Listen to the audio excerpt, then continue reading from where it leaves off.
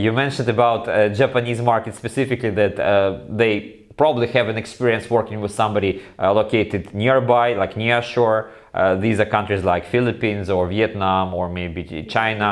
But still, like, they somehow get to Ukraine and start working with Ukrainians or else Eastern European nations. What do you think about comparing, let's say, a Japanese engineer with somebody from here, from Eastern Europe? What are the differences, if any, and in the eyes of a Japanese client, is it a like experience of working with, let's say, Romanian or Ukrainian as it would be with Japanese, or it's still something very much different? I think the experience starts being different from the very start, so basically from the recruitment stage.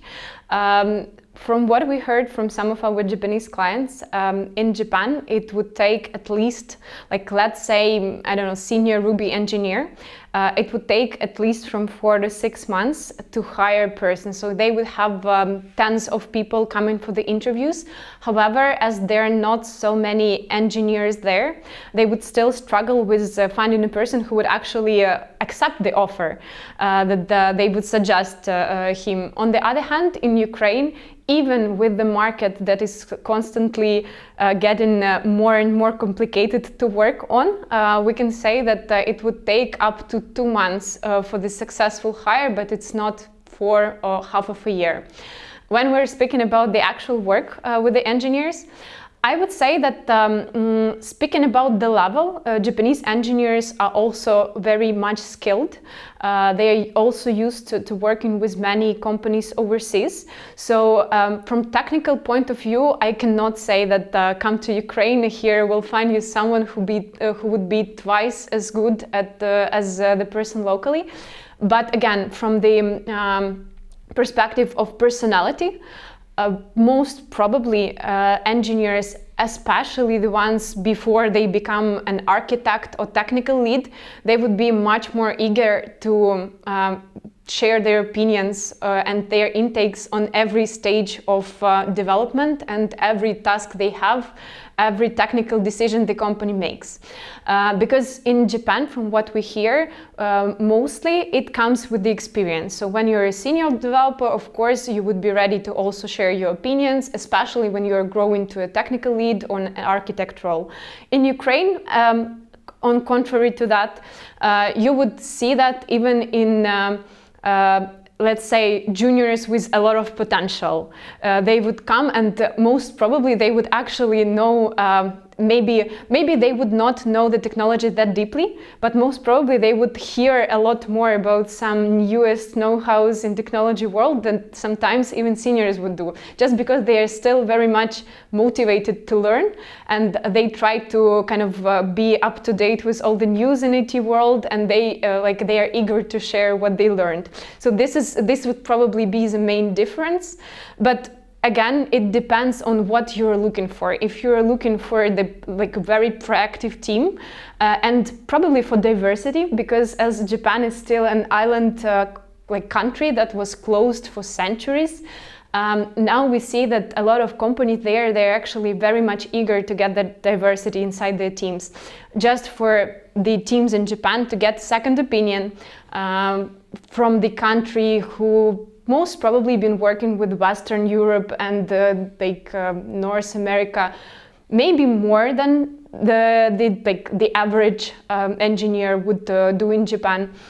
So this is what they are trying to seek here, and that would be the difference, because in Ukraine, most of the engineers, even those who, for example, just finished their higher education, most probably they already have 2 years of experience with some international clients. So their mindset would be already a little different. And this is what I think clients from Far East, and not only from Far East, value in our engineers. We're closing the Japanese topic for a while. Let's switch to something that I find myself quite interesting. I know for sure that there is a trend now when the biggest outsourcing nation in the world, India, comes to Ukraine, to our company specifically, to run the teams with us. So basically they're coming for Ukrainian engineers. Please explain to me and to our listeners how come the 1 billion nation with such a huge capacity on its own labor market is coming to Ukraine, and what's your take on it? So honestly speaking, I've been also surprised a couple of first times when we got such requests. And as you mentioned, and you were right to mention that the number of such requests, it increased at least 4 or 5 times in comparison to even like 1 year or 2 years ago. So I would not connect it only to the pandemic as it was. It is more, to my opinion, it's more connected with a set of reasons. So there was a pandemic that put a lot of projects on a hold for some time. Then there was this period when basically people realized that unfortunately COVID-19 is not going anywhere, at least for some years from now on. So we have got this period where a lot of projects started from scratch, or maybe from like they continue their development. And moreover, we have got a lot of companies who understood that without digitalization they cannot get into future.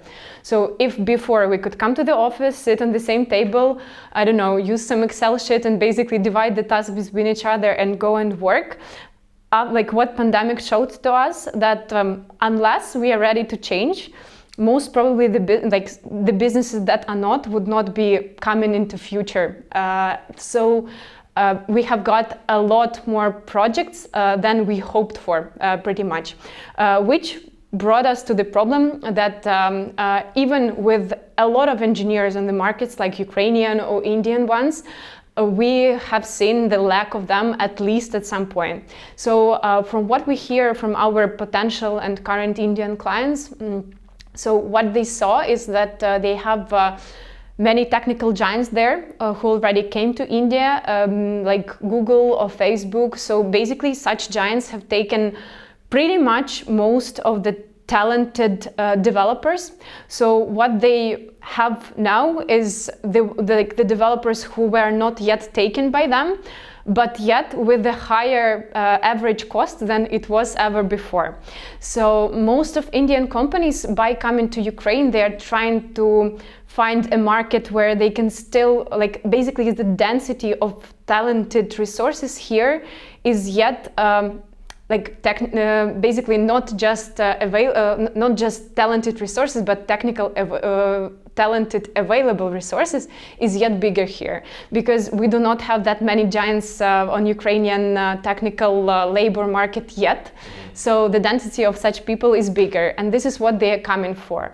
What amazed me actually is that many of Indian companies, they know exactly what they seek for in Ukraine, which is something that is different for them than, for example, it is for other countries coming to us.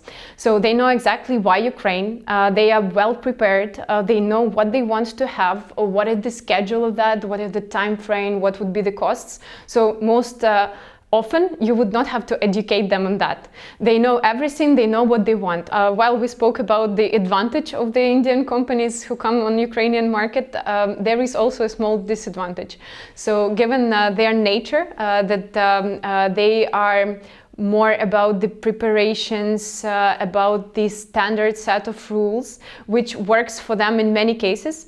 When they come to Ukraine, they are not always ready to the realities of the conditions on the market we have here, when we're speaking, for example, about labor conditions, about conditions for the average number of working days that are, for example, suggested by Ukrainian companies, and so on and so forth. Because when Indian companies come here, they know about the potential costs, the period that they would need to hire people, but they are not ready to adjust their hiring conditions to what would be actually advantageous and interesting for Ukrainian developers to get a try to sign up for.